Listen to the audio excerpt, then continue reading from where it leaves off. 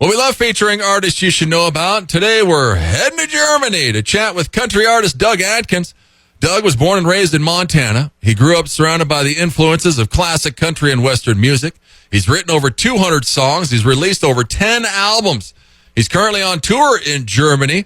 He's got a single out called Secondhand Heart. We're excited to have Doug Adkins on the show. First, Doug, thanks so much for coming on. I'm excited to be here. Thank you so much for including me. Appreciate it.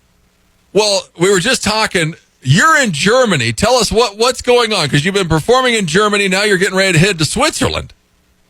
Yeah, it was a little bit crazy. We were over on the border between the Czech Republic and Germany and Poland and Germany last weekend, and then we're going up to Denmark in a couple weeks and Norway. But this next weekend we're going down, or this weekend we're down in Switzerland for 3 shows, and I love it. I love touring in Europe, and people say, well, how the heck did country music get over there? And I think it had something to do with when the U.S. military was here and Armed Forces Radio. It kind of blossomed and kicked off over here, and people are really kind of thankfully stuck in that they like good country music. And so thanks to Armed Forces Radio, I have a few shows over here, I think. Yeah, a few shows. I mean, you've been there since like June. Your tour goes all the way through November. Do you have a place over there? Where do we stay? I did buy something finally. Yes, I bought a little place. There's a little horse ranch here, and I got myself a little place on the horse ranch, and I get to help the old guys out with the horses. And I really like that, and it takes up some of my morning every morning. And, the Brumbies, they got to be ridden, so I like doing it for them. So I'm very fortunate that way. Yeah, and you've been doing this since 2000. Yeah, I mean, sometimes, I don't know. Maybe I'm just a knucklehead. I don't know.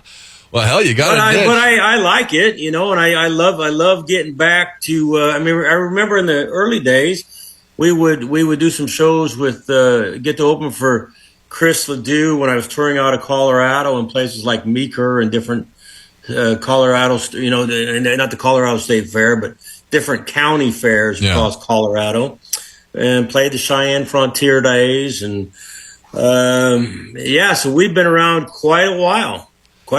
Yeah, I saw your email, and I mentioned that you opened for Chris Ledoux. How was he in real life? Well, okay, Chris Ledoux, it was so classic. We had our own stage. It was on one side of basically a large Quonset, and he was on the other side, and we had our own sound system. And he was on the other side, but when he showed up with 2 buses, one for he and his family, because he always traveled with his family. Yeah. And one for the band, and they were the Greyhound type buses, and then he really liked that smoked pig, in the back, and so there was always, that was kind of the food that we had a couple times with him, and then he would just come up and sit right down beside you, and he'd be like, and he'd know your name, and I'd be thinking, well, how the heck do you know my name? I'm way down the list here, buddy. But he just kind of sit right on down across the table from me and say, "Hey, Doug, how you doing?" And it was just the dangest thing, He was such a easygoing, nice person. Just made you feel like you were part of the show, and just made you feel like, I'm not going to let this guy down. I'm going to come out there and give a good show, even though I'm on a different stage on the other side of the Quonset. And then he would come on, and he was just fantastic. And we got to sit on our little stage and, sit on our stage and watch him from the other side of the Quonset. And there was always about 4,000 or 5,000 people there. And the thing that always impressed me about Chris Ledoux is, besides him being so generous with time, and I really learned that from him. The other thing that always was remarkable was the early days to watch him run across the stage, and every time he'd lift a foot, a pyrotechnic would go off. And so it made it look like every time he lifted his heel, a pyrotechnic would shoot to the top of the stage. To the top of the building. And I just thought, geez, what a stage show. Really the best I've ever seen. Yeah, it's amazing, because we're We're in Buffalo, Wyoming. We're just north of KC, where he, is based out of. We're in Johnson County, the same county. I interview so many artists, and it just amazes me how many of them say they're influenced by Chris Ledoux. I'm just like, it's crazy the reach that he had. Well, it was in a People magazine article, and I don't remember quite the year, but it was definitely before the single with Chris Ledoux and Garth Brooks came out. What You Gonna Do with a Cowboy? Yeah, was the title of the song, and it was definitely a few years before that. And even Garth Brooks mentioned in that People article, and I wish I could send you a link. I should have prepped that before, but Garth Brooks said in a People magazine article that he learned the stage show when Chris Ledoux opened for him. Wow, and then Garth name drops him in a song too, and it's just he blew up because of all that, and then passed away way too young. Well, touring in Germany so much, do you speak German? Ja, klar, ich kann ein bisschen Deutsch reden. I can speak some German, and I can speak German fairly fluently. I was also stationed over here in the Army for a couple years, which helped.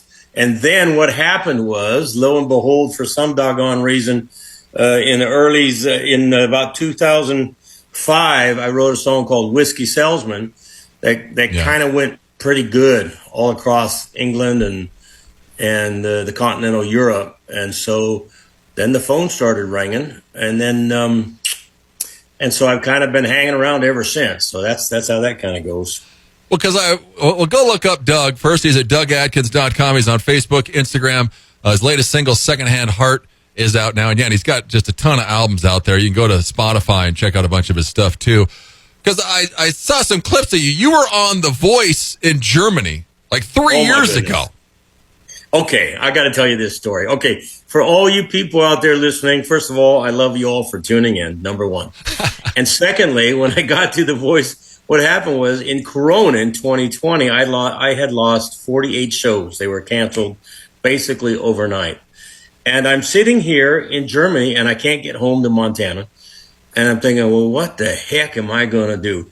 So I start Googling around, and I see this Voice of Germany, and I see it's for teeny boppers. It's for kids, Yeah. And I'm not a kid. And when your good listeners look at that, they'll be like, oh, he's older to dirt than a kid, but that's okay too. And so I said, well, what the heck? I signed up, and they invited me, and then I had a little bit of success, and they told me the song they wanted me to sing, and I said, I'm not going to sing that song. And they said, well, no, we really want you to sing that song, Doug. And I'm not going to say the song, but people can go look it up. And I said, no, because that's kind of embarrassing for me. It's not really, for me, that's not really cool. They said, well, Doug, the German judges, they don't really know country that much. And we really want you to get through get past the blind auditions because we think you're going to be a positive for the show. And we really got to have you sing something that we think the judges have heard before.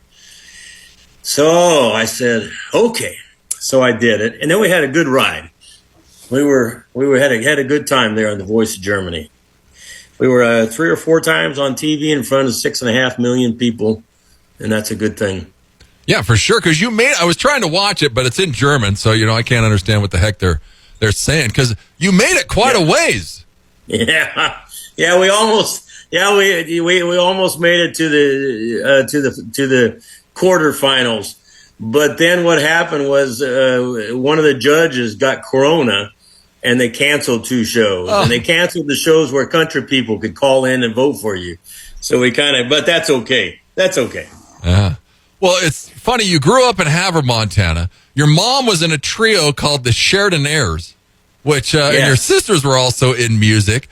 Are they still in music or not? My sister Teresa sings with a trio out of Williston, North Dakota. She's fantastic. And her husband, John, is an unbelievable harp player and acoustic player. And you spoke of my mom. She actually... when Buck Owens came through, they actually sang backup for Buck Owens for about 6 shows, clear back in the day. And then my first studio sessions ever we're with the Buckaroos in Bakersfield, California, with Jim Shaw, the famous Jim Shaw, piano player, producer for Wow. Buck Owens on piano, and he produced my singles. But that was a long time ago. Those singles, everybody's forgotten about them by now. So. Well, you can go check Doug out. He's got all kinds of stuff on Spotify. Go check out his website, DougAdkins.com. He's on Facebook, Instagram. Secondhand Heart is currently out right now. Well, where are you? Do you still have a place in Montana? Where's it at? Yeah, just south of Sidney, Montana, about 7 miles south of Sidney, Montana. And I get back there, not as often as I'd like to, but I'd like to get back there a little bit more. And then my parents now are over in Williston, North Dakota. Okay. And I also have a sister in Williston, North Dakota, and I have a sister in Bismarck. So yeah, but that's okay. That's North Dakota is also nice. We make a few jokes about them in Montana, but they're good people. Yeah, I think we make jokes about him in Wyoming too, so don't worry. If you go to YouTube and look up Doug, a couple of years ago you did a live from the beach, which was pretty funny. It was like 7 days. He did 25 songs over the 7 days. He did different ones on all of his CDs, so you can get a nice mix of all of Doug's stuff when you go watch it. But where were you? You were in Denmark when you did these? Yeah, we were. Yeah, I went to Denmark and I rented a place for, you rent a house for a week and a half, and I thought, well, what am I going to do there? And so what I did was I prepped 3 or 4 original songs a day, and my goodness, it's hard to go back, 4, 5, 6 albums back. And then prep those songs so you could sing them live for people. And it turned out to be quite a run because people really got into listening every day all over the world. And so I really enjoyed that. And I enjoyed the opportunity to refamiliarize myself with my own songs, which is kind of an odd thing to say. Yeah. Yeah, because there was a couple of them. When did you start? Because there was a couple that were from like the mid-'90s. Yes, I started writing, and I recorded my first, the Bakersfield sessions. They were in 1990, and then my first official CD was at that time it was a cassette, Jeff. Yeah. Sorry, and a vinyl. It was a cassette and a vinyl, and that was in 92, and then I came up on 94 and 96 when I was touring with my band out of Colorado with a couple more. And so, yeah, so we're about as you mentioned, we're about 200 songs in, and I'm pretty traditional, and I'm very lucky. I have to give a shout out. In the early days, I was able to meet, great guys like Mike Chapman that played for Garth Brooks bass guitar, and Lonnie Wilson, and Brent Mason, who played for Alan Jackson. I was lucky to befriend them. And they play on all my records, and so they give me. They're fantastic, fantastic people. So I'm very, very blessed, and fortunate to play with some of the best people in the business. And they give me a little bit of break on the cost, which helps me out too. Yeah, because where do you record your stuff? Back here in the States?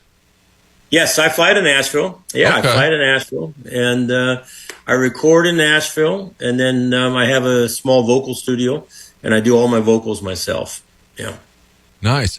Well, and I was looking through some of your videos. Where did you film the 95 video? Because you're out in the middle of a field, and I'm like, where is he at? Yeah, that's in a field in the middle of Montana. Okay. It's just a wheat field. So you are in Montana. Yeah. That's a cool song. What's the inspiration behind that song? Well, my grandfather was 95. Okay. And he and he decided that Mr. Doug was maybe a little bit too big for his. I don't know if he thought I was too big for my britches, but he thought he was getting older and he should have a legit talk with his grandson.